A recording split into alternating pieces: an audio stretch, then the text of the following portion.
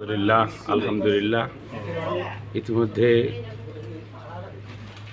Kamrul Islam sir engineer উপস্থিত হয়েছেন আমাদের ঝিনাইদহ সদর উপজেলা 7 নম্বর বহারাজপুর ইউনিয়ন বিষয়খালী।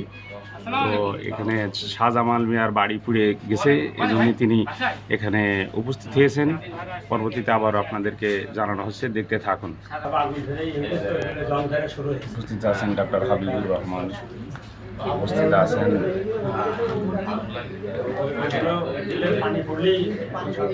আহমদ আলী, উপস্থিত আছেন এখানে অন্যান্য এলাকার নেতৃবৃন্দরা এখানে উপস্থিত আছেন। আপনাদেরকে আমরা দেখানোর চেষ্টা করছি।